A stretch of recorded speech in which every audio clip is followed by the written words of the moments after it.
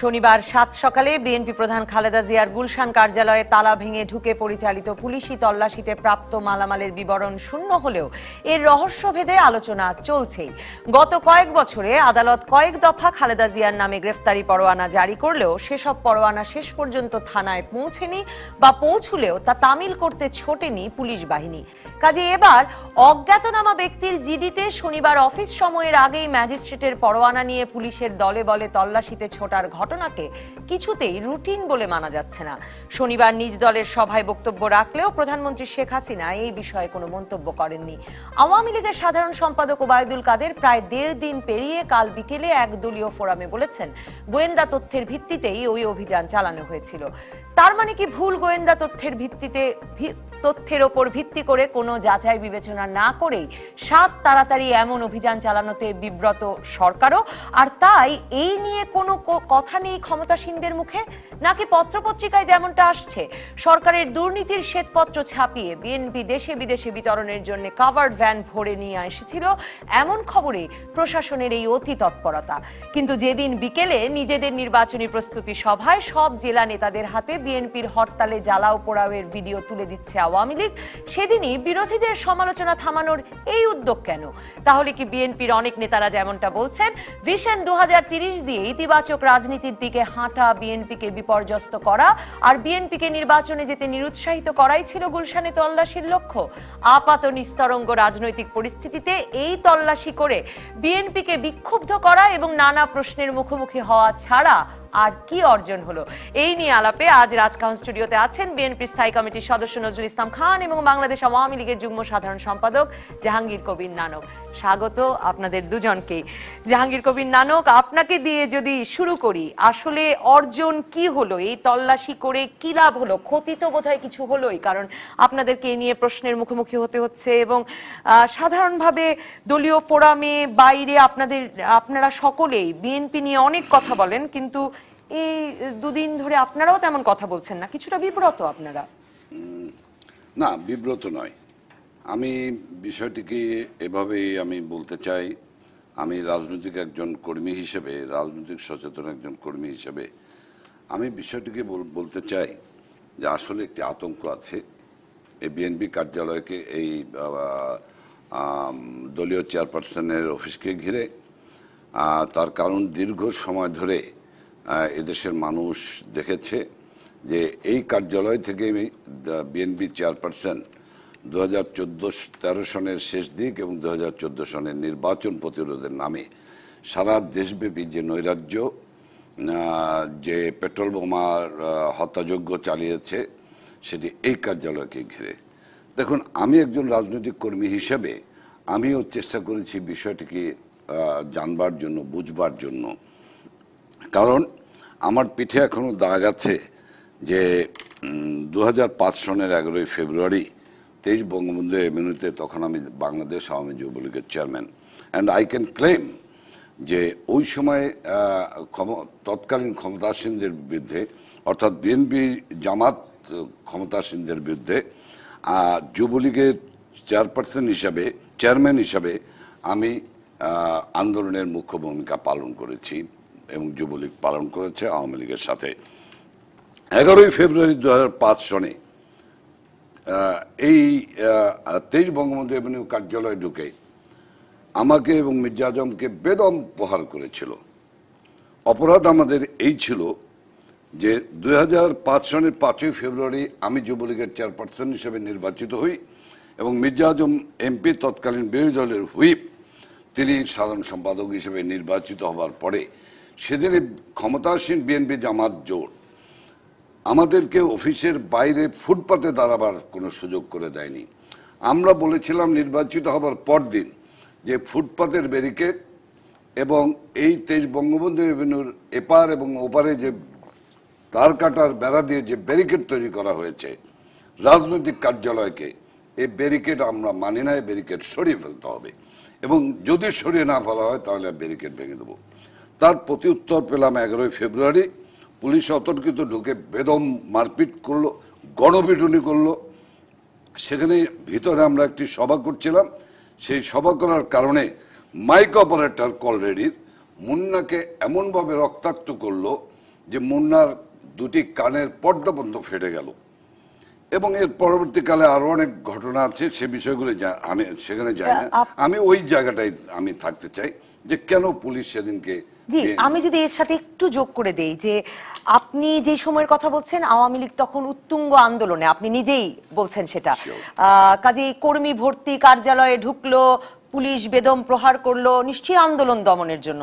এখন রাজনীতি একরকম নিস্তরঙ্গ, এবং আপনি যে সময়টার কথা বলছিলেন যে যখন থেকে মানুষের আপনার ভাষায় ভীতি খালেদা জিয়ার কার্যালয়কে ঘিরে 2014-15 সেই সময়টা আপনার মনে থাকবে। 2015 মার্চে সেই 3 মাসের অবরোধের সময় একবার সার্চ ওয়ারেন্ট হলো, কিন্তু সেবারও কিন্তু পুলিশ খালেদা জিয়ার কার্যালয়ে ঢুকলো না, বাইরের ময়লা আবর্জনা ঘাটলো। এবার কার্যালয়ে ঢুকে পড়লো। আমি সে বিষয়টি আমি আসলে পরিষ্কার, আমি যে কথা বলেছি যে একজন সচেতন রাজনৈতিক কর্মী হিসাবে আমি বুঝবার চেষ্টা করেছি, জানবার চেষ্টা করেছি। আমি আমার আত্মজিজ্ঞাসায় ছিলাম, সেই জিজ্ঞাসায় গিয়ে আমি পেয়েছি যে তার আগের 2 রাতে, আমি আগেই বলেছি যে এই কার্যালয়কে ঘিরে যে আন্দোলন, যে পেট্রোল বোমার হত্যাকাণ্ড, সম্মানিত চেয়ারপারসন জাতীয়তাবাদী দলের তার যে টেলিফোনের ডিসকাশন, যেগুলো আমরা এখন ইউটিউবে দেখছি, বিভিন্নভাবেই পাচ্ছি যে এই করতে হবে, এই করতে হবে, এই করতে হবে, নির্দেশনা, চিটাগাংয়ের নির্দেশনা, খুলনার নির্দেশনা ইত্যাদি। সেই জায়গা থেকে এর আগের দিন রাতে কয়েকটি ট্রাক ঢুকেছে মধ্যরাতে। আপনি জানেন যে বিএনপির এই কার্যালয়, এই চেয়ারপারসনের এই কার্যালয়টি আমরা যখন ঘুমিয়ে থাকি তখন শুরু হয়, এবং ম্যাডাম একটু বেশি রাত করেই আসেন। কাজেই এই রাতে কয়েকটি ট্রাক ঢুকেছিল। স্বাভাবিকভাবে হয়তো গোয়েন্দা বিভাগ ধারণা করেছে কোনো বিস্ফোরক, আবার কিনা কোনো ধরনের পেট্রোল বোমার চালান আসলো না, 21শে আগস্টের গ্রেনেডের মতো কোনো গ্রেনেড আবার ঢুকানো হচ্ছে। এই কারণ সারা দেশে যে জঙ্গি তৎপরতা চলছে, কাজে কোনো জিনিসই সন্দেহের বাইরে নাই। গোয়েন্দা আমি আপনি পরিষ্কার করেছেন, আমি আসবো জাহাঙ্গীর কবির নারায়ণক আপনার কাছে যে জি আসলে, কিন্তু এই গোয়েন্দা রিপোর্টটিও অতি সন্দেহ হয়ে গেল কিনা এবং অতি তৎপর হলো কিনা সে প্রসঙ্গে নিশ্চয়ই আপনারা ভাবছেন, সেটিও আসবো আপনার কাছে। নজরুল ইসলাম খান, আপনার কাছে জিজ্ঞেস করতে চাই যে আপনাদের জন্য তো একরকম মানে কোনো আন্দোলনের ইস্যু ছিল না, কোনো মানে আপনাদের এই মুহূর্তেই রাস্তায় নামার কোনো পরিকল্পনা ছিল না, সরকার কি আপনাদের রাস্তায় নামাতে চাইছে নাকি? মানে আর কোন রহস্য ভেদ করতে পারলেন এই তল্লাশি? এই সরকার তো এর আগেও করেছে এটা, যে আমরা একটু আনপ্রিপেয়ার্ড অবস্থায় প্রভোকেট করে রাস্তায় নামানো, যেমন বেগম খালেদা জিয়া তার অফিস থেকে বের হতে দিচ্ছে না, বের হওয়ার চেষ্টা করতেছে, তখন পেপার স্প্রে করে একটা সিচুয়েশন ক্রিয়েট করা এবং তার ভিত্তিতে হঠাৎ করে একটা প্রোগ্রাম ঘোষণা হয়ে যাওয়া আর কি। এ ধরনের কৌশল তো এই সরকার এর আগেও করেছে আর কি। কাজে এটা সেরকম একটা কৌশল হতে পারে আর কি, একই কৌশল তো সবসময় কাজে লাগে না আর কি। আমি একটু বলতে চাই আর কি, যেটা নানক ভাই বলতেছিলেন আর কি, যে কয়েকটা ট্রাক ঢুকেছে আর কি, কয়েকটা ট্রাক না, একটা হাফ ট্রাক। এবং মজা হয়েছে যে আমাদের পত্রিকা যেগুলো ছিল, আমাদের ডেইলি পত্রিকা যেগুলো রাখা হয়, এগুলো পত্রিকা সব বাইন্ডিং করে এক বাধাইয়ের দোকান থেকে ওই পত্রিকাগুলি নিয়ে আসা হয়েছে, এবং সে পত্রিকাগুলি 3 তলায় রাখা হয়েছে, এবং পরে পুলিশ এসে ওইগুলো দেখছে বসে আর কি। ব্যাপার হচ্ছে ম্যাডামের অফিসের সামনে সবসময় ইন্টেলিজেন্সের লোক থাকে, উনি যখন থাকেন না অফিসে তখনও ইন্টেলিজেন্সের লোক থাকে।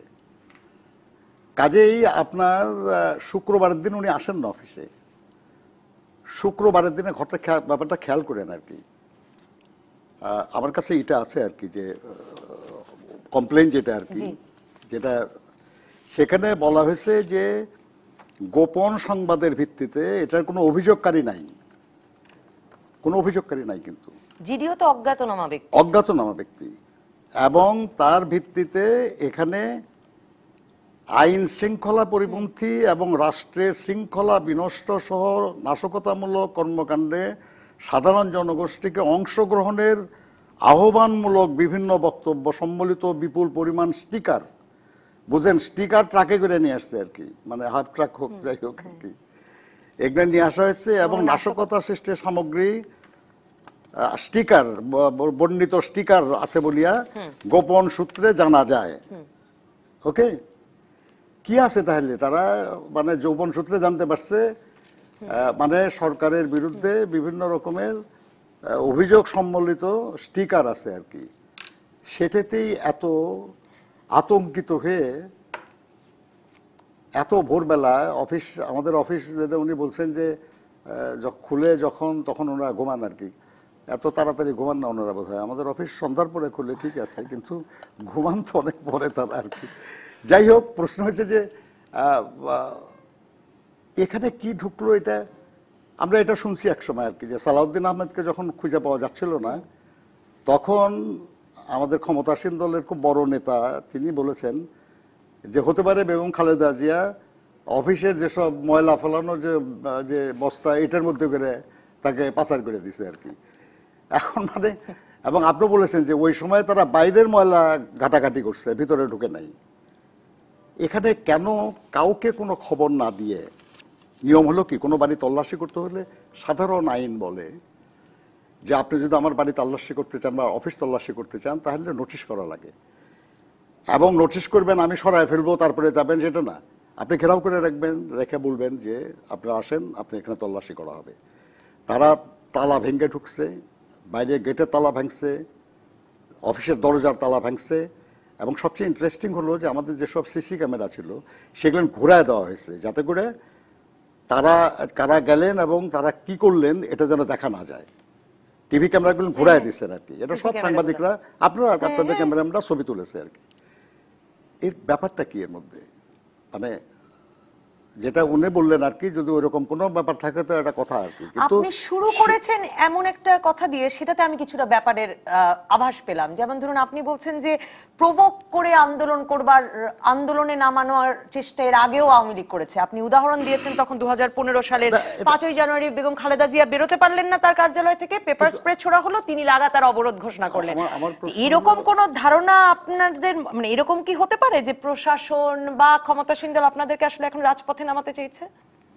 অসম্ভব কিছু না আর কি, কিন্তু প্রশ্ন যেটা সেটা হলো, কিন্তু আমরা মানে আপনি যখন প্রস্তুত থাকবেন, আমি একটু পুরোপুরি প্রস্তুত না, সেই সময় খেলায় নামায় দিলে তো আমার হারার সম্ভাবনা থাকে। এটা কৌশল হিসেবে খারাপ না এটা, এবং এই ধরনের কৌশল আগেও করা হয়েছে। আমি বলতে চাচ্ছি যেটা, সেটা হলো যে আপনার লাভটা কি হলো আর কি। আপনি এর আগেও কিন্তু আমাদের যে নয়াপল্টন অফিস তল্লাশি হয়েছে, কখনো এই রিপোর্ট দেওয়া হয় নাই যে মালামাল কি পাওয়া গেল না পাওয়া গেল, এটা রিপোর্ট দেওয়া হয় নাই। এবার দেওয়া হলো, এবং পাওয়া গেল কি শূন্য। 3 ঘন্টা ধরে তল্লাশি করা হয়েছে, পাওয়া গেল শূন্য। তার মানে কি, একটু আগে যেটা তারক ভাই বললেন আর কি, যে ওই অফিস থেকে পেট্রোল বোমা, গ্রেনেড, উমুক টুমুক ইত্যাদি আর কি। গ্রেনেডের ঘটনা যখন হয় তখন আমাদের গুলশান অফিসই ছিল না, সেটা আমরা ক্ষমতাসীন তখন আর কি, তখন ছিল না অফিস। 1, 2 নম্বর হলো যে এটা চেয়ারপারসনের অফিস, উনি বসেন নিয়মিত। এটা কে বিশ্বাস করবে আর কি, যে আমি যে অফিসে বসি সে অফিসে আমি কোনো পেট্রোল বোমা বা কোনো বোমা রাখবো যেটা বিস্ফোরিত হয়ে আমি নিজেই ক্ষতিগ্রস্ত হতে পারি? এটা কোনোদিন হয়? ওনারাও তো কোনোদিন রাখেন না। ওনারা এরশাদ বিরোধী আন্দোলনের সময় তো এইসব কাণ্ড কারখানা তারাও করছে, আমরাও করছি আর কি এক সময় আর কি। তারাও তো রাখেন না নিজের অফিসে কেউ আর কি।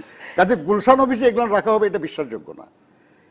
এটা আমার ব্যক্তিগত ধারণা যে তারা ওগুলো কিছু খুঁজে পাবে এরকম চিন্তা নিয়েও যায় নাই তারা আর কি। গেল কেন?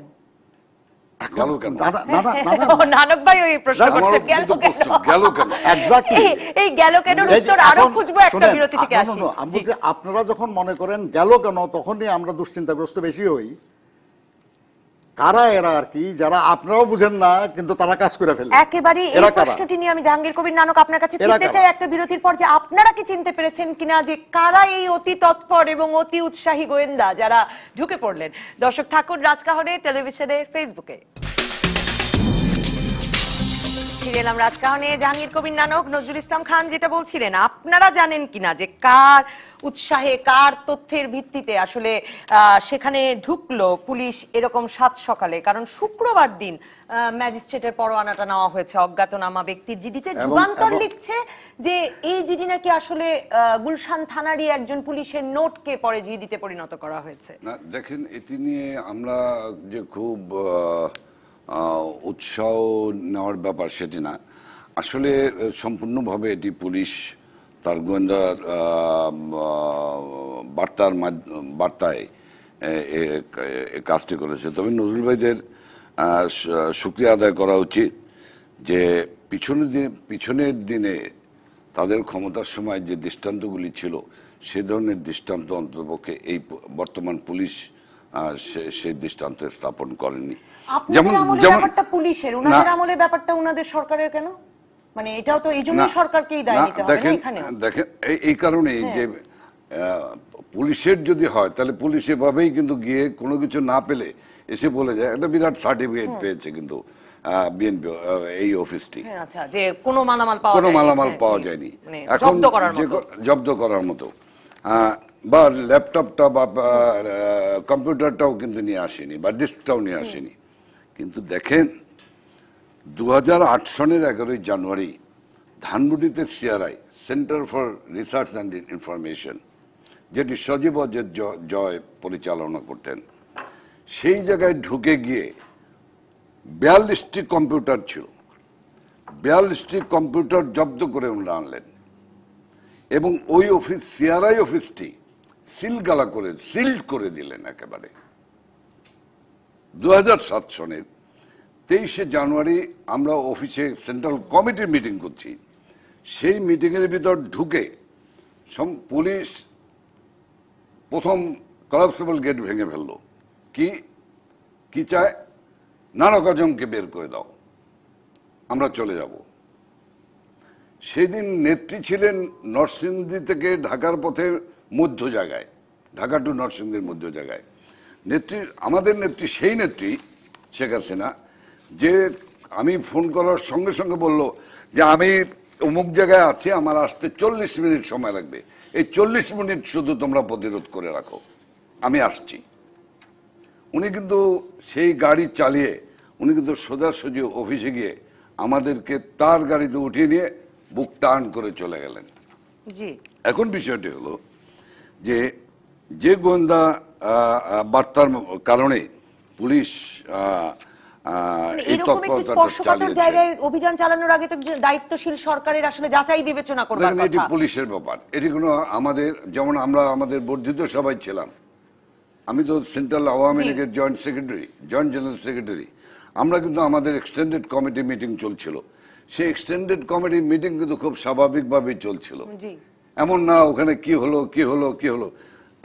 এটা কোনো রাজনৈতিক সিদ্ধান্তের ব্যাপার না, এটা কোনো রাজনৈতিক সিদ্ধান্তের ব্যাপার না। আপনারাও কি একটু চমকে গেছেন সে কারণে কথা বলছেন না? কারণ ভিশন 2030 নিয়ে 11 দিন 12 দিন পরেও প্রতিদিন একই কথা বলছেন, কিন্তু যেটা নিয়ে আমরা আসলে গত দুদিন ধরে শুনতে চাইছি যে কেন এই তল্লাশি, সে বিষয়ে সবাই নিশ্চয় এটি নিয়ে কিন্তু মানুষের মধ্যে কোনো উৎসাহ নেই। তবে আজকে আপনার এই সাবজেক্টের উপর আলোচনার মধ্য দিয়ে হয়তো মানুষের একটা আলোচনার মধ্যে নিয়ে আসবে, অন্যান্য চ্যানেলগুলো নিয়ে আসবে। হ্যাঁ, আমাদের কথাটা হলো যে আমরা এই ব্যাপারটি কোনো রাজনৈতিক সিদ্ধান্ত না। So we are not any concern with the party. Awami League is not any, মানে এটার সাথে কোনো আওয়ামী লীগের কোনো পলিটিক্যাল কোনো মানে ব্যাপার হচ্ছে যে ওনারা মানে ওনাদের সময় যেটা পুলিশ করে ওটা পুলিশের দায়িত্ব, আর আমাদের সঙ্গে যদি পুলিশ করে তাহলে ওটা আমাদের দায়িত্ব আর কি, তাহলে তো হবে না। পুলিশের দায়িত্ব হয় রাজনৈতিক সরকারকে হয় পুলিশের দায়িত্ব নিতে হবে, আর না হয় সবার ক্ষেত্রে পুলিশের দায়িত্ব পুলিশকে ছেড়ে দিতে হবে আর কি।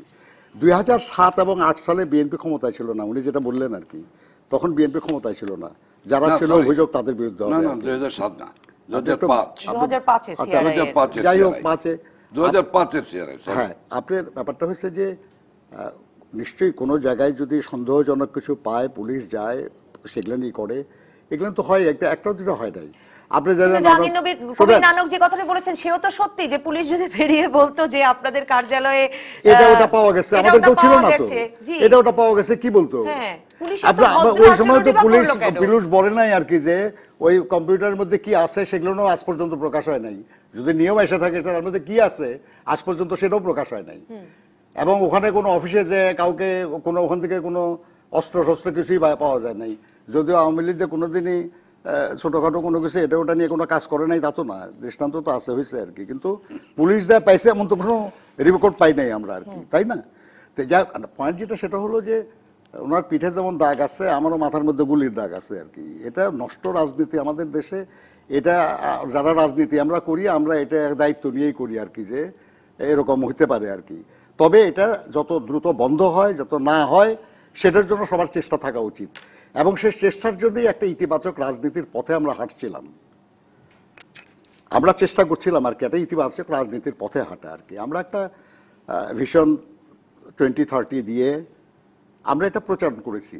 এটা নিয়ে আপনারা সম্প্রচার করেছেন, আপনারা এটা নিয়ে আলোচনা করছেন, আমরা তাদের সঙ্গে, তারা কথা বলছে, আমরা কথা বলছি, ঠিক আছে।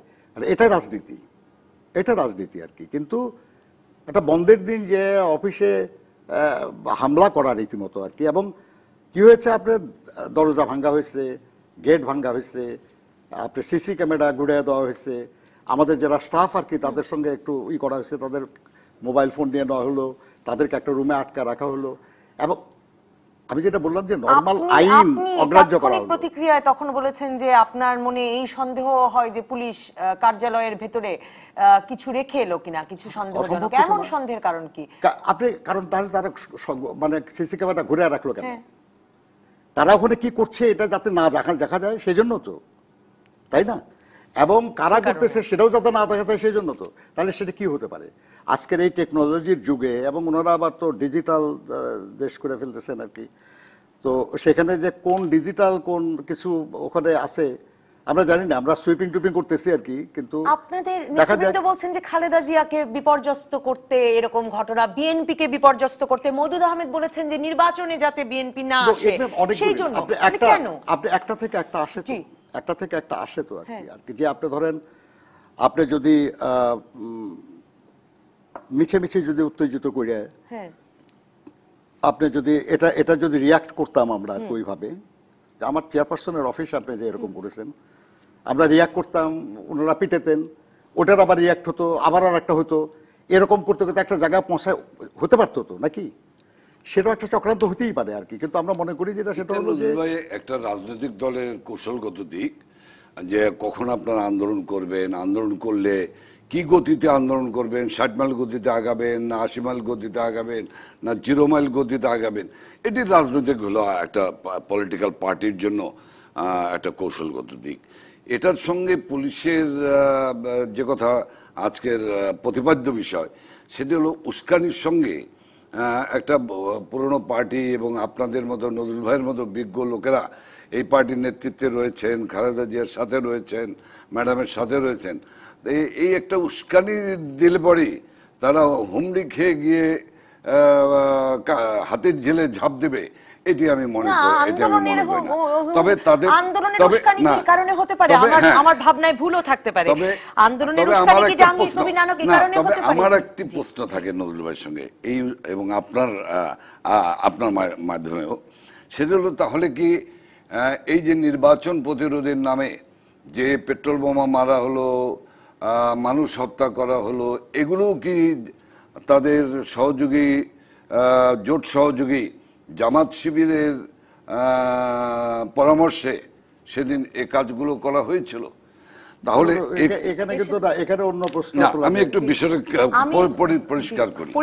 তো কাজে আমি একটি জিনিস বিশ্বাস করি যে রাজনীতিতে কোনো উস্কানি দিয়ে এটি ছোটবেলার রান্নাবাড়ি খেলা না, বা এক্কা দোক্কা খেলা না, যে আমাকে উস্কানি দিলাম আমি খেলা ছেড়ে চলে গেলাম, বিষয়টা এমন নয়। নজরুল ইসলাম খান তো পরিষ্কার করছিলেন যে ওনারা অপ্রস্তুত অবস্থায় আপনি আন্দোলন করতে উস্কানি দিলেন, আন্দোলনে নামলেন, তারপরে আপনারা নতুন জ্বালাও পোড়াওয়ের ভিডিও চারদিকে আমি এই বিষয়টাকে একটু না, এটি আমি আরো একটু পরিচ্ছন্ন করি। এটি একটি পরিপক্ক রাজনৈতিক দলের জন্য তার লক্ষ্য নির্ধারণ এবং সেই লক্ষ্য পৌঁছার জন্য কিছু কৌশলগত দিক নিতে হয়। যেমন ধরেন এই নজরুল ভাইদের দলরা যখন ক্ষমতায়, তখন 21শে আগস্ট গ্রেনেড হামলা চালালো শেখ হাসিনা এবং জাতীয় নেতৃবৃন্দকে হত্যার জন্য। তখন কিন্তু আমরা যারা জীবিত ছিলাম, আমরা কিন্তু আহত ক্ষতবিক্ষত শেখ হাসিনার কাছে যখন সুধা সদনে দৌড়ে গেলাম, তার কান থেকে যখন রক্ত পড়ছিল, তখন কিন্তু আমরা বলেছিলাম, নেত্রী আপনি বলেন, আমরা সারা দেশ কলাপস করে দিই। বিশ্বাস করুন, আমি আল্লাহকে হাজার নাজের করে বলছি যে সেদিন নেত্রী বলেছিলেন, না, কোনো কোনো নৈরাজ্য সৃষ্টি করবে না। আমার লোকদের চিকিৎসা হতে হবে, আমরা জনগণের কাছে যাব, জনগণ দেখবে, জনগণ বিচার করবে। আমরা কিন্তু ইচ্ছা করলে, সেদিন বাংলাদেশের পরিস্থিতি এমন ছিল যে আমরা বাংলাদেশে যা বলতাম তাই করার মতো আমাদের দলীয় শক্তি, সাংগঠনিক শক্তি মানে এবং আপনারা ইস্যু উস্কানি ছিল। দিলেই আমরা উস্কানি দিলেই ওনারা ঝাঁপিয়ে পড়বেন আগুনের ঝাঁপিয়ে ভিতরে। পড়বেন কেন, সেইটা প্রশ্ন আর কি। তবে হ্যাঁ, এটি হতে পারে আমাদের বিগত দিনের জামাত শিবিরের যে উস্কানি, সেই উস্কানিটা ওনাদের স্মরণে আমি এখানে এটা বলতে চাই যে ওনারা উস্কানি দিলেই আমরা ঝাঁপায় পড়বো, আমরা তো পড়ি নাই, তাই না? কাজেই এই কৌশল যেই করে থাকুক আর কি, কৌশল সুবিধা হয় না আর কি, বরঞ্চ এটা বুমেরাং হয়েছে ইন দ্য সেন্স যে এত প্রস্তুতি নিয়ে এরকম অসময়ে যে তদন্ত করে দেখা গেল প্রাপ্তি শূন্য। এটা গভর্নমেন্টের যদি ওই বোধ থেকে যদি চিন্তা করে তাহলে এটা তাদের জন্য একটা খারাপই বোধ হওয়ার কথা আর কি, হয় যদি আর কি। তো আমি বলতে যে জামাত শিবিরের প্রশ্ন তো এখানে আসতেছেন না। আমরা তো এখন পর্যন্ত আপনারা অভিযোগ করে চলতেছেন আর কি যে আমরা খুন করেছি, আমরা জ্বালাইছি, আমরা গাছ কাটছি, আমরা এই করেছি। আমরা কিন্তু জাহাঙ্গীর কবির নানকের সুরটা বোধহয় এরকম যে তারপরেও তো আপনারা নামছেন না, কারণ আপনারা বোধহয় জামাত শিবিরের উস্কানি ছাড়া নামতে পারেন না, এরকম কিছু বলতে চাইছেন আপনি?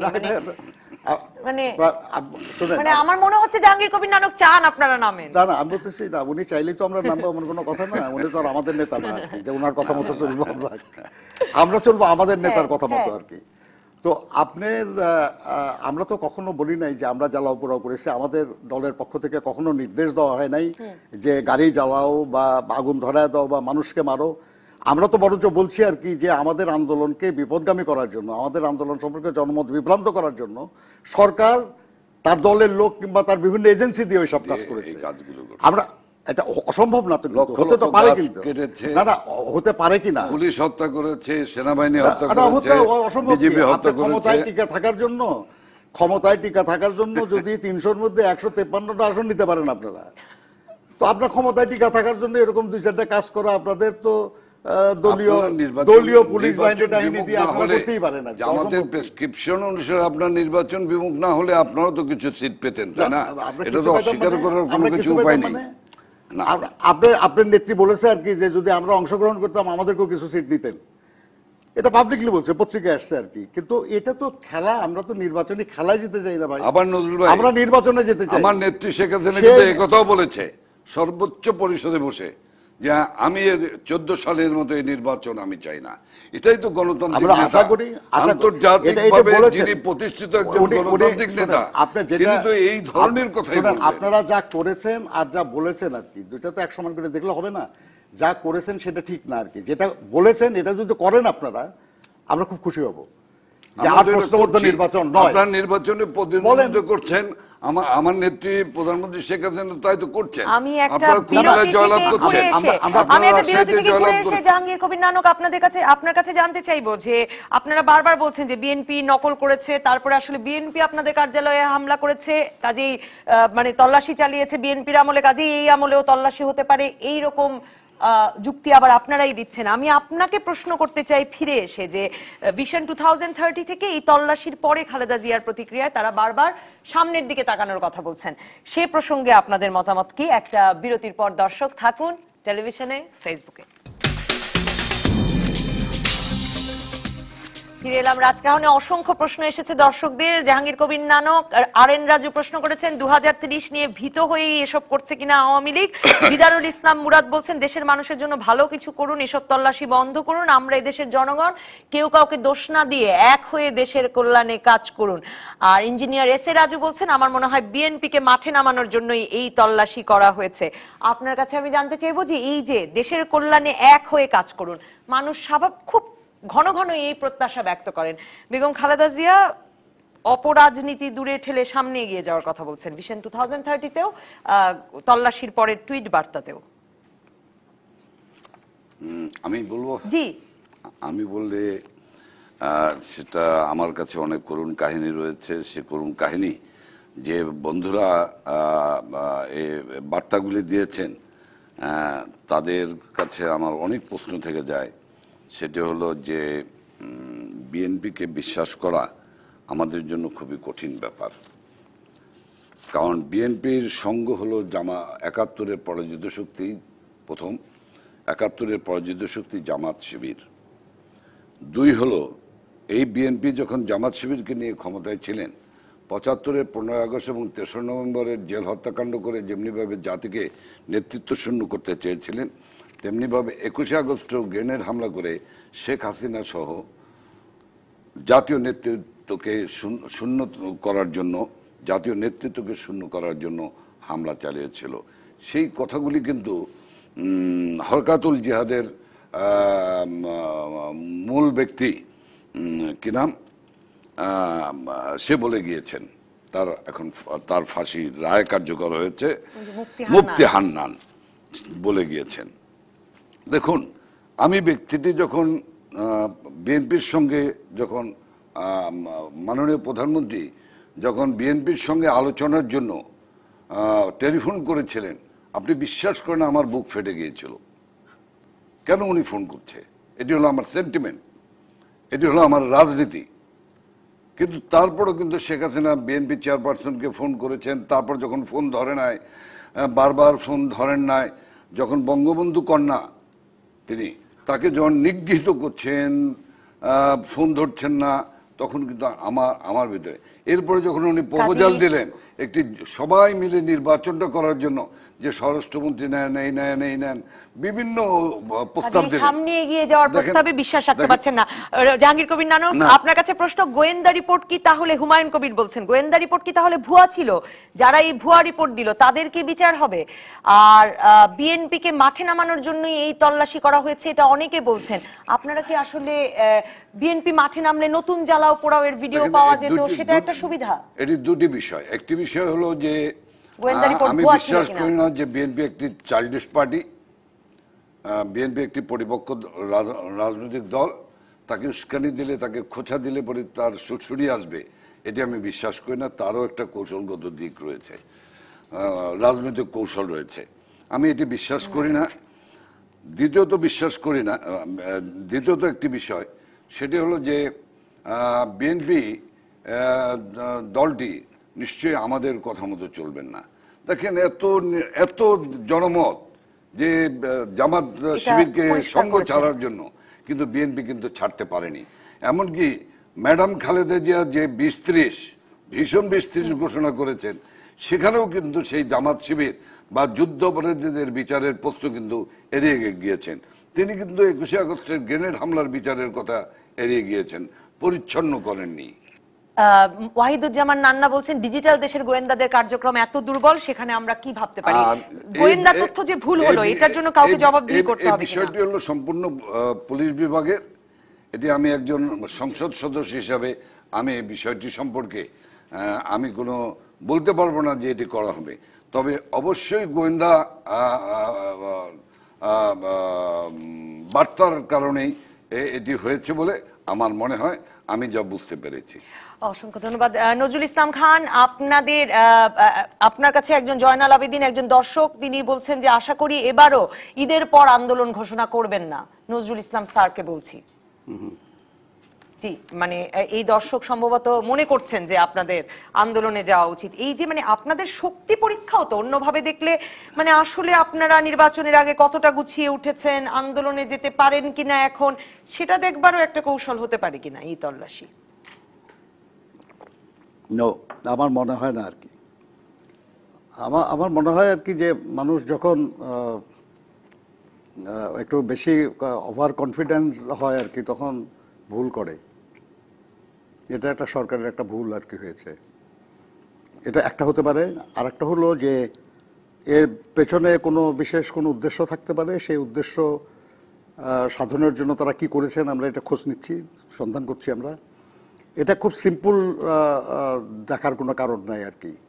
আমরা বিষয়টা দেখছি এবং এটা সাধারণ হিসাবে যেটা, সেটা হলো একটা অন্যায় করেছে তারা আর কি, যে কোনো না জানায় একটা বন্ধের দিন রাত্রেবেলা ম্যাজিস্ট্রেটের বা পারমিশন নিয়ে এসে পরের দিন ভোরবেলা একটা চেয়ারপারসন যিনি দেশের সাবেক প্রধানমন্ত্রী, তার অফিস এইভাবে তছনছ করা, এটা ঠিক হয় নাই।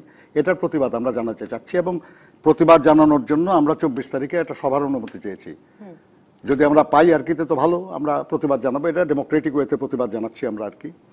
আর যদি সেটা না দেওয়া হয় তাহলে বোঝা যাবে আর কি যে তারা অন্যায় করবে, ভুল করবে, কিন্তু সেটার প্রতিবাদ পর্যন্ত জানাতে দেবে না। এটা জনগণের কাছে তারা আরো চিহ্নিত হবেন। এটাও আমাদের আর রাজনীতি। এখন কি বিএনপি রাজনৈতিক কৌশল হিসেবে সেটাই নিয়েছে কিনা, যে নানা রকম মানে উস্কানি, যদি ব্যবহার করি শব্দটা আবার, যে উস্কানি থাকলেও বিএনপি আসলে এখন মাথা ঠান্ডা করে দল গোছাতে চায় আর নির্বাচনের দিকে হাঁটতে আমাদের চায়? দল গোছানো আছে, দল গোছানো আমরা করতেছি, সেটা বড় কথা না। বড় কথা হলো যে অবশ্যই মাথা ঠান্ডা করে কাজ করব আমরা। এটা তো যে কোনো রাজনৈতিক দলের জন্য এটাই স্বাভাবিক আর কি। কারণ আমরা দেখেন, আমি রাজনৈতিক দল হিসেবে বিএনপি আমি মোকাবেলা করতে চাই আওয়ামী লীগকে, কারণ আওয়ামী লীগ আমার প্রতিদ্বন্দ্বী, প্রতিপক্ষ। পুলিশ আমার প্রতিদ্বন্দ্বী বা প্রতিপক্ষ না, র্যাব আমার প্রতিদ্বন্দ্বী, প্রতিপক্ষ না। কিন্তু আমরা দেখেছি আর কি গত কয়েক বছর ধরে যখনই আমরা রাজনৈতিক কোনো কর্মকাণ্ডে আমরা রাস্তায় নেমেছি, আমাদের সামনে আওয়ামী লীগকে পাই নাই আমরা পুলিশকে পেয়েছি, র্যাব পেয়েছি, বিজিবি পেয়েছি। তো এবং কি হয়েছে, তাদের আইনি অস্ত্রের বেআইনি প্রয়োগ হয়েছে আমাদের বিরুদ্ধে। আমাদের লোক মারা গেছে, আমাদের লোক গুম হয়েছে, আমাদের লোক কষ্ট পেয়েছে, অনেক কিছু হয়েছে আর কি। এবং তার জন্য আবার আমাদের বিরুদ্ধে মামলা দেওয়া হয়েছে, এবং এই নিয়ে অনেক কথা হচ্ছে, অনেক না। আমরা ওই সুযোগও তাদের দিতে চাই না আর কি। কিন্তু আমরা দিতে না চাইলেই তারা নেবেন না এমন কোনো কথা না আর কি। আমরা জনগণকে দেখতে দিতে চাই যে দেখেন আর কি যে কিভাবে কাজটা হচ্ছে আর কি। এটা তারা যেমন একটা কৌশলের রাজনীতি করবে, আমরা কৌশলের রাজনীতি করতে চাই আর কি। যাই হোক, আমি যেটা বলতে আসতে চাচ্ছি আর কি সেটা হলো যে উনি যেটা বলেছেন আর কি যে বিশ্বাস করা মুশকিল, বিশ্বাস কেউ কাউকে করা মুশকিলই বাংলাদেশে আসলে আর কি। আমরা যদি পরস্পরকে বিশ্বাস করতে পারতাম তাহলে, যেমন ডক্টর শামীম মালিক এই টেবিলে বলছিলেন যে ক্ষমতায় না থাকলে সবাই ভালো ভালো কথা বলে। ক্ষমতায় না থাকলেও ভালো ভালো কথা বলে, কিন্তু ক্ষমতায় থাকলেও ভালো ভালো কথা বলে, যেগুলো মানে না কেউ অনেক সময় হয়তো এটাও তো। কিন্তু আমার পয়েন্ট যেটা সেটা হলো যে আপনার যদি আমরা পরস্পরকে বিশ্বাসই করতে পারতাম তাহলে নির্দলীয় নিরপেক্ষ সরকারের দাবি উঠতো না। সেই নিয়ে হরতাল, অবিশ্বাসটাও মিউচুয়াল। অবিশ্বাস আমাদের পরস্পরের প্রতি আমাদের অবিশ্বাস আছে, তো এটা বাস্তবতা। এবং আছে বলেই না আমরা স্যার নিনিয়ান স্টিফেন যে প্রস্তাব করেছিলেন ওটাতে যেমন তারা রাজি হতে পারেন নাই, ওনারা যে প্রস্তাব করেছিলেন ওটাতে আমরা রাজি হতে পারি নাই। এটা একই কথা আর কি। কিন্তু ওটা ভুলে গেছেন তারা আর কি। এটা নিয়ে আমাদেরকে অভিযুক্ত করতেছেন আর কি। এরকম টেলিফোন, এরকম অনুরোধ, এরকম উপরোধ দেখলাম বহু করা হয়েছে। এটা আমাদের অতীত, এটা দৃষ্টান্ত আছে আর কি।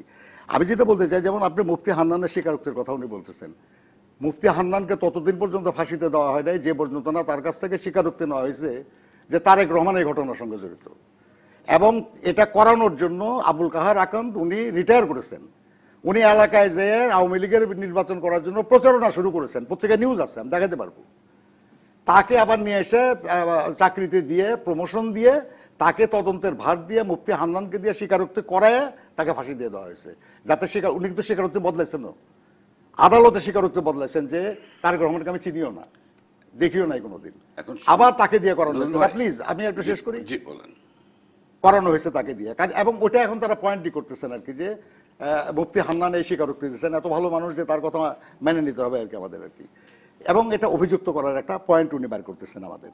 আর একটা হলো যে আপনার জামাত শিবির যুদ্ধভারতীর বিচার, আমি আপনার সাথে বলতেছিলাম একটু আর কি যে শেষ করতে হবে। ভীষণ তারাও ঘোষণা করেছেন, এই যে ভীষণের কপি, এখানে কোথাও যুদ্ধাপরাধীদের বিচারের কথা নাই, এখানে কোথাও 21শে আগস্টের কোনো কথা নেই, কিছুই নেই এর মধ্যে। ভীষণের মধ্যে এটা থাকে না। এটা হলো আগামী 10 বছর 15 বছর 20 বছর কারণ তারা 2000 প্রতিষ্ঠার কথা বলবেন, আপনি বলবেন না? আপনি আইনের শাসন বলতে এটা আপনার ভীষণ আইনের শাসন কথা বলেছেন, কিন্তু এখানে আপনি যুদ্ধাপরাধীর বিচারের কথা বলেন না। এটা জাতীয় দাবি, এটি জাতীয় আপনি বলেন না কেন? আপনাদের যে ভীষণ এখানে বলেন নাই কেন? আপনারা বলেন নাই তো, আমাদের অভিযুক্ত করতেছেন কেন? আমরা বরঞ্চ সাম্প্রদায়িকতা আমরা বলেছি না, আপনি বলেন নাই ভীষণে। আপনাদের ভীষণ দেখেন, এটা আপনি ভীষণে বলেন না। আপনারা দিন বদলের সনদ যে আওয়ামী লীগের 2008-এ, সেখানে তো আওয়ামী লীগ যুদ্ধাপরাধের বিচারের সেটা অন্য জিনিস। না পরিষ্কার আমাদের ভীষণে আছে কিনা আমাকেও আসলে চেক করতে হবে। আপনি এখানে নির্বাচনী ইশতেহারে বলা আছে, আমি বলতেছি ভীষণে বলা আছে, ভীষণে নাই। আপনি নির্বাচনী ইশতেহারে আছে, ভীষণে নাই। আমরা নির্বাচনী ইশতেহার ঘোষণা করি না এখনো, আমরা ভীষণ ঘোষণা করেছি। এবং আমরা এর মধ্যে কিন্তু সাম্প্রদায়িকতা, উগ্রবাদ, সন্ত্রাস ইত্যাদির বিরুদ্ধে বলেছি, যেটা আপনাদের ওটাতে নাই, ভীষণে নাই। কারণ ভীষণটা অন্য জিনিস আর কি। যাই হোক, আমি এটা তর্ক করতে যাচ্ছি না, এটা তো রেকর্ডের ব্যাপার, জনগণ রেকর্ড দেখে বিবেচনা করবে। আমাকে কিন্তু শেষ করতে আমাদেরকে হবে। বারবার অভিযোগ করা হচ্ছে যে আমরা নকল করেছি আর কি। কি নকল করেছি আমরা? আপনার এই যে নাম, আপনার ভিশন 2021 বা আপনার রূপকল্প 2021, জি আপনার এটা কার? এটা রূপকল্প 2021, সেন্ট্রাল ফর পলিসি ডায়ালগ 2006 সালের। Vision 2021, centre for policy dialogue 2006 সালের। আপনারা বললেন কইরা এটা নকল হইলো না, নকল আমরা ভিশন 2030 বললাম, এটা নকল হয়ে গেল। আমরা যে ভিশন 2030 তে আমরা বললাম, কোনটা জেনে নকল করলাম? হ্যাঁ এই যে আপনি CPT সিবিটি বলছে, এই যে দেখেন 2006 সালে 2006 সালে। এবং আপনারা বললেন দিন বদল, এটা বারাক ওবামার স্লোগান। আচ্ছা, আমি বলতেছি যে আপনারা বলছেন নকল। নকলটা কি? নকলটা হলো আপনি যা ডকুমেন্ট, আমি যদি আমরা ওই ডকুমেন্টটা যদি ওটা উন্নতি থেকে নিয়ে করি আর কি, এটা ডকুমেন্ট। আমরা বলতেছি আমরা ইনক্লুসিভ সোসাইটির কথা বললাম, প্রধানমন্ত্রীর ক্ষমতার ভারসাম্যের কথা বললাম, দ্বিকক্ষর ব্যাপারে বিবেচনার কথা বললাম, গণভোট পুনঃপ্রবর্তনের কথা বললাম, প্রবাসীদের ভোটাধিকারের কথা কিন্তু বললাম। এখনো নির্বাচনের কথা বললেন না, কবে নির্বাচনে যোগ দেওয়ার বিষয়ে কথা বলবেন সেটা জানতে অনেক দর্শক প্রশ্ন করছেন। আমরা দেখে বললাম যেগুলো অসংখ্য ধন্যবাদ। আপনাদের ভিশনের মধ্যে নাই কিছু, তারপর বলেন নকল। অসংখ্য ধন্যবাদ নজরুল ইসলাম খান। দর্শক এবং আমরা অপেক্ষা করছি যে নির্বাচনের বিষয়ে আপনারা কি বলেন সেটা জানবার জন্য। ধন্যবাদ জাহাঙ্গীর কবির নানক। দেখেন, ওনারা যে ভীষণ 2030 ঘোষণা করেছেন, একদম আমার সময় শেষ। এই 2030 অবিকল আমাদেরকে নকল করার চেষ্টা করেছেন, কিন্তু নকল করার পরও অবিকল নকলটি হয়নি। এক, দুই হলো নির্বাচনের ব্যাপারে ওনাদের নিশ্চয়ই সবকিছু দেখে বুঝতে পারতেছেন যে ওনার নির্বাচনে যাব না বলে ওনারা আগামী নির্বাচনে বিএনপি নামক দলটি অংশগ্রহণ করবে। আমরা সকলেই সেটা নিশ্চয়ই চাই। অসংখ্য আমরা ধন্যবাদ প্রত্যাশা জাহাঙ্গীর করি। কবির নানক। ধন্যবাদ দর্শক যারা সঙ্গে ছিলেন।